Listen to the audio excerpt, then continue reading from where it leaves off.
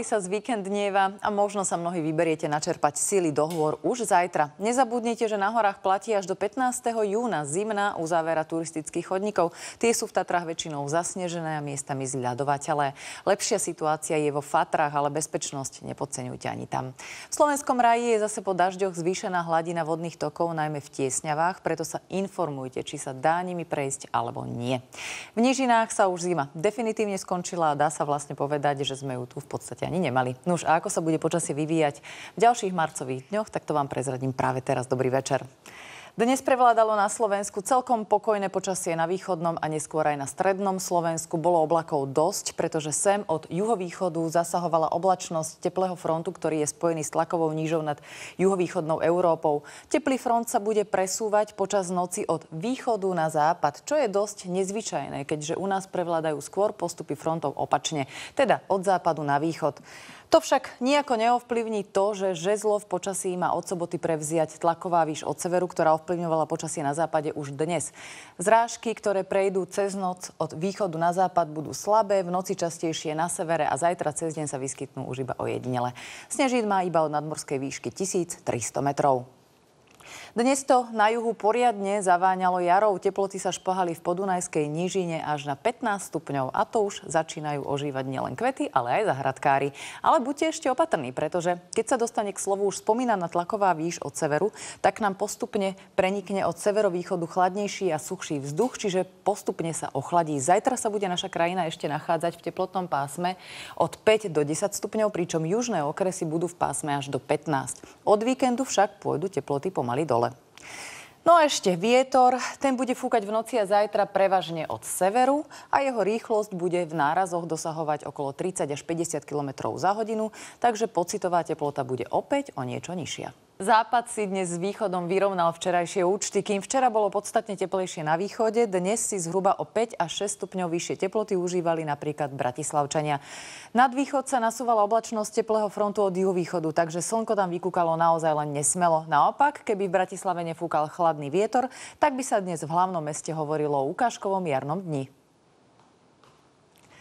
Pred nami je piatok, takže opäť budú cesty viac preplnené, najmä na výjazdoch z väčších miest. Okrem toho v ranných hodinách spomalte pri lokálnych hmlách, no a pozor na nepríjemný bočný nárazový vietor. Dnešná noc bude premenlivo oblačná so slabým dažďom, ktorý sa bude od východu presúvať smerom na západ. Snežiť ale slabo má až v stredných horských polohách a vyššie. Nad ranom sa môžu lokálne tvoriť v nižších polohách už spomínané hmly. Do rána sa vzduch ochladí na +6 až -1 stupeň. Vietor bude fúkať od severu v nárazoch rýchlosťou do 45 km za hodinu. Posledný pracovný deň v tomto týždni bude v podstate pokojný. Čo sa týka počasia, tak ho môžete po práci využiť na hocičo. Či už vybehnete do záhrady, alebo si zašportujete v prírode, alebo sa len tak poprechádzate po vonku.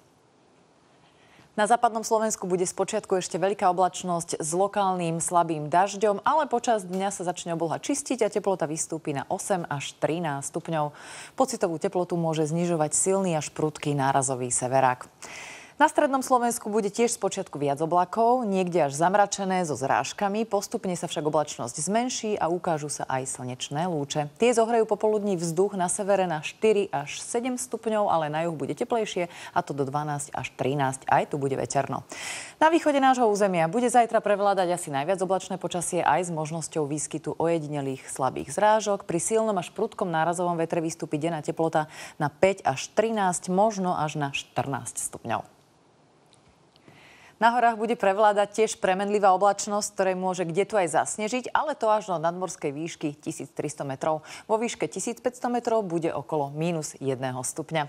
V sobotu sa tiež lokálne vyskytnú zrážky, na podhorí zmiešané alebo dažďové. Biopredpoveď zostáva zajtra na dvojke, čo je slabá až mierna záťaž. V ďalších dňoch bude naďalej pokračovať premenlivo oblačné, nestále marcové počasie s prehánkami, ktoré sa častejšie vyskytnú na severe ako na juhu. Pri ochladení, ktoré príde od severovýchodu, môžu byť v severných okresoch aj v nižších polohách zmiešané alebo snehové prehánky. Takže pneumatiky určite ešte neprezúvajte. V sobotu vystúpi denná teplota na 4 až 13 stupňov, ale do útorka sa ochladí na 2 až 9, no a na severe bude nad ránom aj slabo mrznúť. A teraz sa pozrieme, aký je stav snehu. Tak napríklad Skiba Chledova má 40 cm snehu a podmienky na lyžovanie sú tam dobré. Veľmi dobré podmienky nájdete zatiaľ vo Vrátnej a na Martinkách, kde je až 55 cm snehu. Veľmi dobrú lyžovačku ponúkajú aj Králiky a Skalka, kde sa výška snehu pohybuje okolo 40 cm. Aj vo Veľkej Rači sú podmienky veľmi dobré a výška snehu sa tam pohybuje okolo 30 cm. Kubínska hoľa má aktuálne 50 cm snehu a jeho kvalita je tiež veľmi dobrá. Z ďalších stredísk majú najviac snehu Litmanova a Vyšné Ružbachy, a to 45 cm. Podmienky tam tiež pretrvávajú veľmi dobre. No a z posledných stredísk sú na tom najlepšie Vernár, Studničky a Mlynky, kde sa výška snehu pohybuje okolo 30 až 35 cm. Na záver ešte počasie v Európe a vo svete. V Španielsku sa zajtra vyčasí, má tam byť krásne slnečno, teplota sa bude pohybovať od 14 do 18 stupňov. Aj na pobreží Turecka bude zajtra počasie oveľa krajšie ako dnes. Obloha bude polojasná a teplota sa vyšplhá na 19 až 20 stupňov. Sever Európy bude zajtra bez zrážok a prevládať budú tiež slnečné lúče, ale teplota vystúpi na juhu maximálne na 6 až 7 stupňov. V Prahe bude príjemné polooblačné počasie s teplotou do 6 stupňov a ešte krajšie bude v Paríži, kde má byť až do 11. Na Britských ostrovoch bude zajtra polojasno až oblačno, dokonca aj v Londýne sa zajtra ukáže slnko a teplota tam vystúpi na 10 stupňov. V Karibiku žiadna výrazná zmena, možno tam zajtra niekde lokálne slabo sprchne, ale väčšinou bude slnečno a horúco až do 33 stupňov. Voda je zohriata na 24 až 29. No a ešte juhovýchodná Ázia. Na Filipínach sa môže vyskytnúť lokálna prehánka, ale bude tam horúco okolo 33 stupňov. Voda má 27 až 29. Toľko dnešná predpoveď. V programe na Markíze pokračujeme obľúbenou kombináciou farmy a búrlivého vína. Tak vám želám pekný večer a dovidenia.